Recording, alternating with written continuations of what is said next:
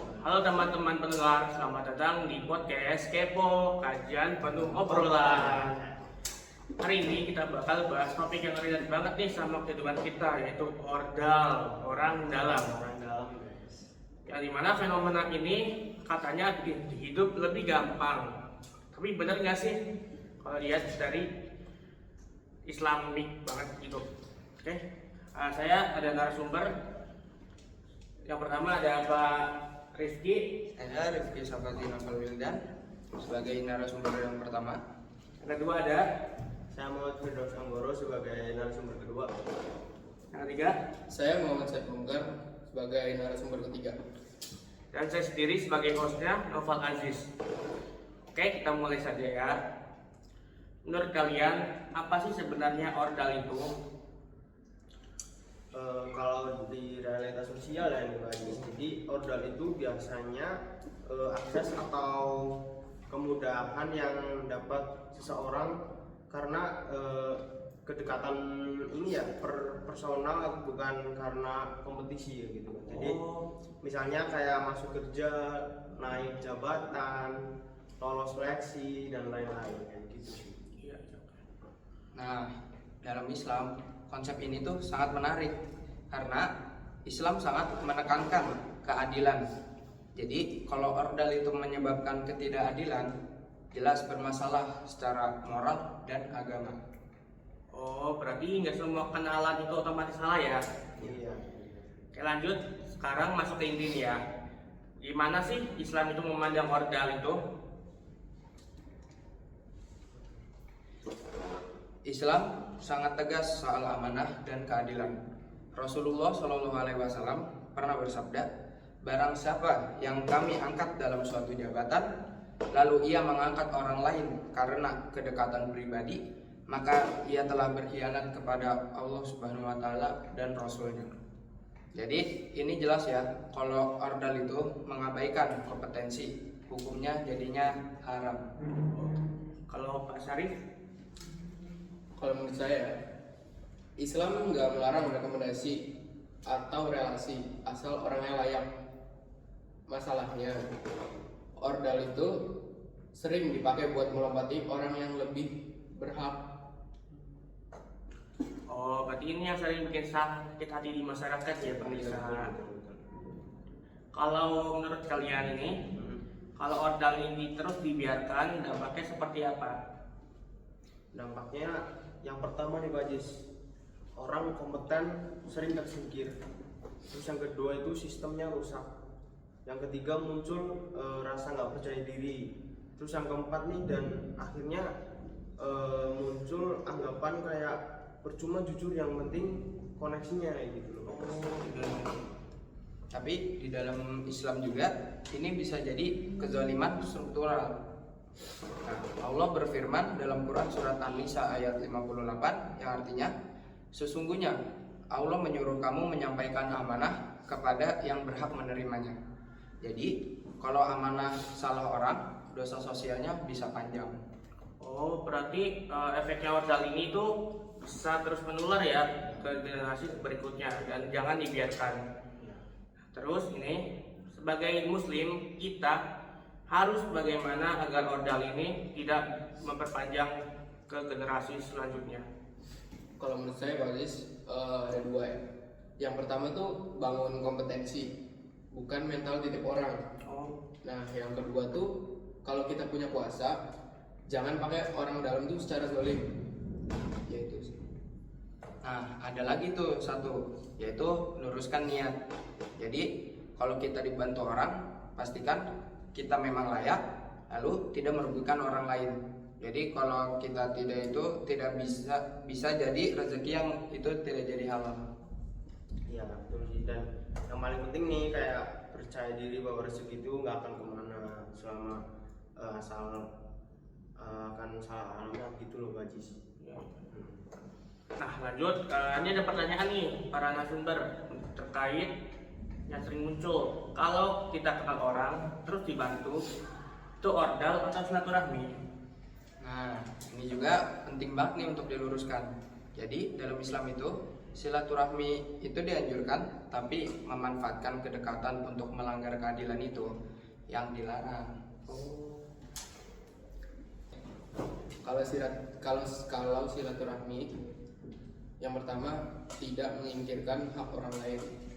Yang kedua, tidak memanipulasi sistem dan tidak melanggar amanah. Itu boleh bahkan berpahala, Pak Aziz. Iya, betul. Masalahnya nih banyak orang kayak membungkus ordal dengan dalil silaturahmi, padahal isinya ya titipan atau sogokan atau tekanan yang lain gitu. Katanya. Berarti garis jelasnya ya tidak dekat ke melanggar keadilan itu salah, Ya. tapi dekat tetap objektif itu aman. Nah, Lanjut, ini ada pertanyaan. Menurut kalian, ordal ini pengaruhnya gimana ke generasi muda yang akan datang? Nah, sebenarnya sih saya izin menjawab nih Pak Ajis. Ya ini bahaya banget sih, karena muncul mental kayak ngapain belajar keras, yang penting kenal orang gitu. Ya. Dan itu juga bertentangan sama prinsip Islam yang ngajarin ikhtiar, kesungguhan, sama proses, Pak Aziz. dan juga Rasulullah SAW sendiri sudah memberi contoh bahwa jabatan itu beban, bukan hadiah buat orang yang dekat. Oke. Berarti kalau main ordal ini terus dipelihara, maka bukan cuma merusak sistem saja, tapi juga merusak akhlak. Iya. Betul banget. Lalu apakah ordal ini bisa jadi dosa yang dampaknya ke banyak orang? Kalau menurut saya sih iya, soalnya dalam Islam itu bisa disebut dosa sosial karena efeknya bukan cuma ke satu orang, tapi orang yang lebih layak tersingkir, pelayanan publik jadi buruk, dan kepercayaan masyarakat menjadi runtuh. Dan yang sering dilupakan juga, kalau kita menempati posisi yang bukan hak kita, semua kesalahan yang timbul bisa ikut jadi tanggung jawab kita. Ya benar banget sih. Jadi ini bukan soal iri atau dengki. Jadi ini tuh tiap sosial itu keadilan struktural. Oke. Lanjut kita ke solusi ya teman-teman. Jadi apa sih langkah kalian menurut kalian itu konkret yang sejalan dengan Islam? Yang pertama, jangan minta jalur khusus kalau kita tahu kita belum layak. Nah, yang kedua itu, kalau kita punya kekuasaan, jangan mengangkat orang karena kedekatannya, tapi karena kemampuan seorang itu. Ya benar. Jadi terus yang ketiga itu kayak bangun budaya malu mengambil hak yang bukan milik kita. Dan percaya bahwa rezeki Allah itu tidak perlu dicuri lewat ketidakadilan. Misalkan ya pemirsa, sekarang kita pakai contoh kasus biar para pendengar ini kebayang apa sih ordal itu sebenarnya.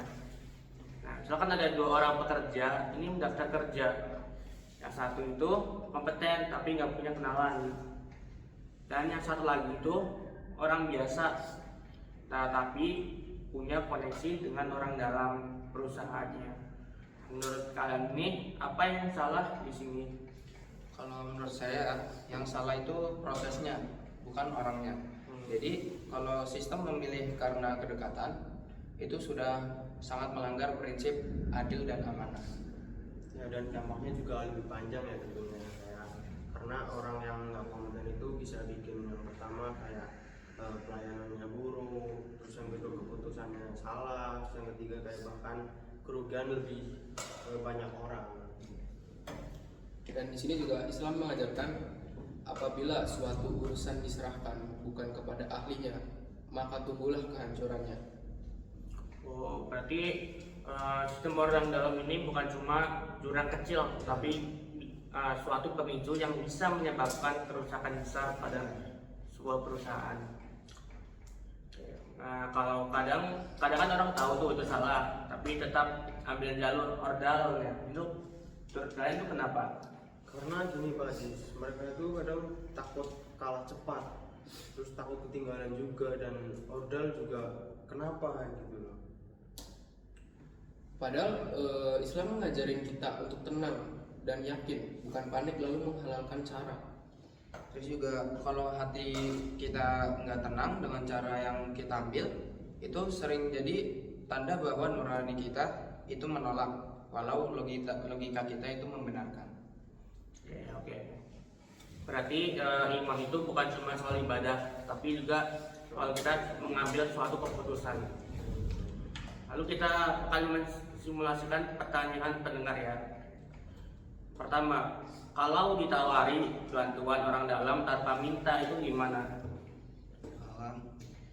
Itu yang pertama, tanya ke diri sendiri. Jadi apakah ini adil dan layak? Kalau adil tuh boleh. Jadi kalau menyingkirkan hak orang lain, tolak dengan elegan. Kalau nolak ordal takut dibilang sok suci itu gimana ya? Kalau menurut saya lebih baik dibilang sok suci daripada nyaman tapi melanggar amanah. Ya betul banget, dan ingat reputasi jujur itu investasi jangka panjang gitu Pak Aziz. Oke. Teman-teman, sini dunia ini serba cepat. Islam hadir bukan untuk mempersulit kehidupan, tetapi meluruskan. Boleh punya relasi, tapi boleh punya jaringan.